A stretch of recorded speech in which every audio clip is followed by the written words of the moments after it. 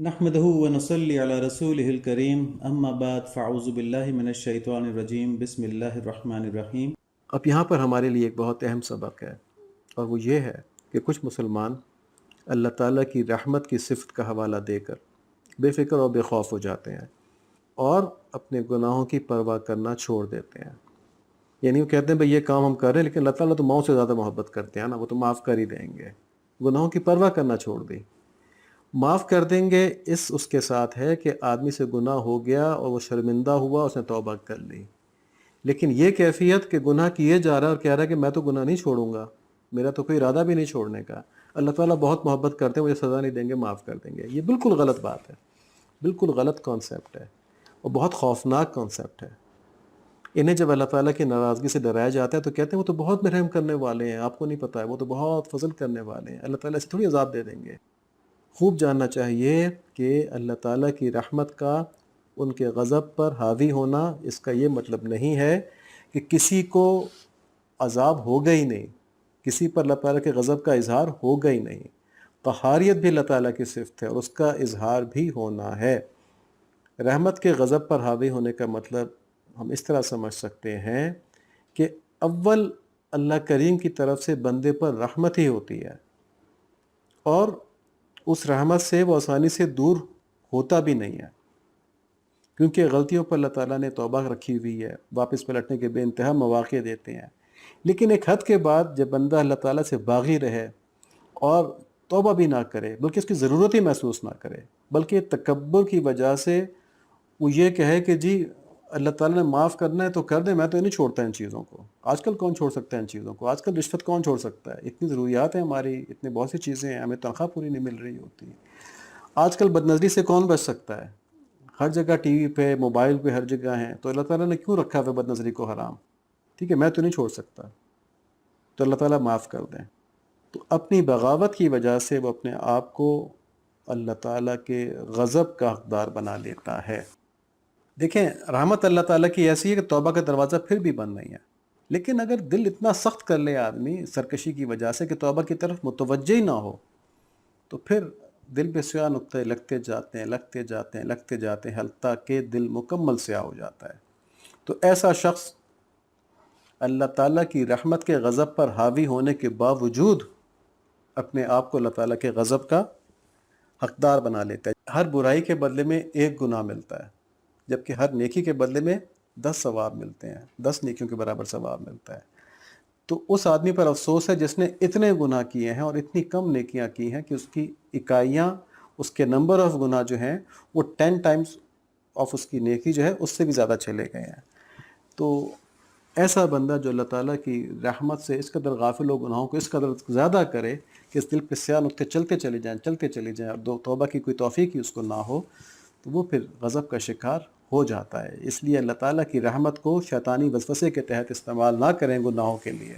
اللہ تعالیٰ کی رحمت یہ کہ توبہ کو قبول کر لیتے ہیں، لاکھوں مرتبہ گناہ کر لو، توبہ کرو گے توبہ قبول ہو جائے گی۔ اللہ تعالیٰ کی رحمت یہ نہیں کہہ سکتے ہم کہ ہم گناہ کرنے پر ارادہ کر لیں اور کہیں کہ اللہ تعالیٰ ہمیں معاف کر دیں گے، میں تو یہ غلط کام کروں گا، میرا اس پہ توبہ کا کوئی ارادہ نہیں ہے، لیکن اللہ تعالیٰ کی رحمت کیونکہ حاوی تو مجھے معاف کر دیں گے۔ تو یہ اسلام کی تعلیم نہیں ہے۔ دیکھیں، اس بغاوت کی جو کلاسیکل اگزامپل ہے نا، وہ ہے ابلیس۔ اللہ تعالیٰ کی رحمت ایسی تھی اس کے اوپر کہ فرشتوں کا معلم بن گیا، مگر اس رحمت کی شکر گزاری میں عاجزی اختیار کرنے کے بجائے سرکش ہوتا چلا گیا۔ آدم علیہ السلام کو سجدے سے نہ صرف انکار کیا، بلکہ جب اللہ تعالیٰ نے اس کو اس انکار پر، اس بدعملی پر تنبیہ فرمائی، تو توبہ کرنے کے بجائے اپنی فضیلت کی غلط دلیلیں دینا شروع ہو گیا، حالانکہ وہ جان چکا تھا کہ اللہ تعالیٰ ناراض ہو گئے ہیں۔ تو اس کا دل اتنا سخت ہو گیا تھا کہ پھر بھی اس نے توبہ نہیں کی، بلکہ یہ کہا کہ میں نے تو اس وجہ سے نہیں کیا کہ میں اس سے افضل ہوں۔ اور پھر اس کا ایسا متکبرانہ انداز تھا کہ اللہ تعالیٰ کے سامنے، جبکہ اس کو یہ معلوم تھا کہ اللہ تعالیٰ سے ناراض ہو چکے ہیں، اس نے یہ کہا کہ کیونکہ آپ نے مجھے گمراہ کیا ہے، اس لیے اب میں آدم علیہ السلام کی نسلوں کو گمراہ کروں گا۔ تو غلطی تسلیم نہیں کی، بلکہ سارے الزام بھی نعوذ باللہ اللہ تعالیٰ پہ دیتا جا رہا تھا۔ تو یہ صفت ہدایت اور رحمت سے نکل کر صفت مضل کا شکار کیسے ہوا اپنی نفس پرستی میں، یہ کلاسیکل اگزامپل ہے اس کی۔ سورہ اعراف کی آیت نمبر 16 اور 17 ہے، قال فبما اغويتني لاقعدن لهم صراطك المستقيم ثم لآتينهم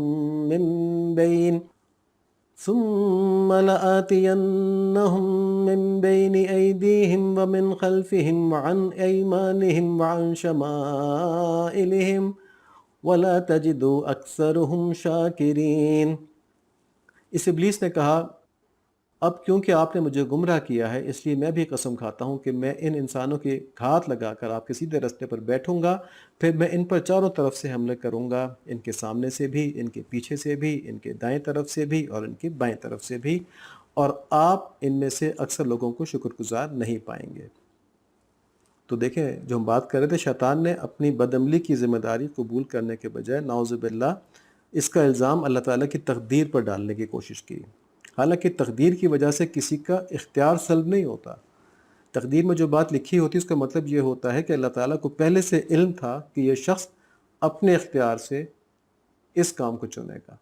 یہ نہیں کہ اللہ تعالیٰ نے مجبور کر دیا ہوتا ہے اس کو لکھنے کے بعد کہ وہ یہی کام کرے گا، بلکہ اس کا اختیار اللہ تعالیٰ کو پہلے سے معلوم تھا۔ اللہ تعالیٰ کا علم جو ہے وہ لامحدود ہے، ازل سے لے کے ابد تک کا علم اللہ تعالیٰ کو ہے، تو اللہ تعالیٰ نے لکھ دیا کہ یہ کام جب اس کو اختیار دیا جائے گا تو یہ کام یہ اس طرح کرے گا۔ تو معافی مانگنے کے بجائے اس نے بغاوت کی اور ساتھ میں کہا کہ میں انسانوں کو گمراہ بھی کروں گا۔ تو یہ وہ رویہ ہے جو اللہ تعالیٰ کی رحمت سے نکال دیتا ہے، اور رحمت سے نکال کے قہر میں مبتلا کر دیتا ہے۔ اللہ تعالیٰ ہم پر اپنا رحم فرمائے، اپنی رحمت فرمائے، اور ہمارے دلوں کو ایسی سختی سے پناہ نصیب فرمائے جو قہر اور عذاب کو کھینچ لائیں۔ تو یہ مضامین بظاہر مشکل ہیں، لیکن بڑی سادہ سی بات ہے کہ جس نے کسی بھی حال میں، چاہے وہ گناہ کے اندر ہے، شرمندگی کے ساتھ، عاجزی کے ساتھ اللہ تعالیٰ کا رحم مانگا اور مانگتا رہا اور مایوس نہ ہوا اللہ تعالیٰ کی رحمت سے، تو اللہ تعالیٰ کی رحمت اس کو کسی نہ کسی وقت گناہ سے نکال لے گی۔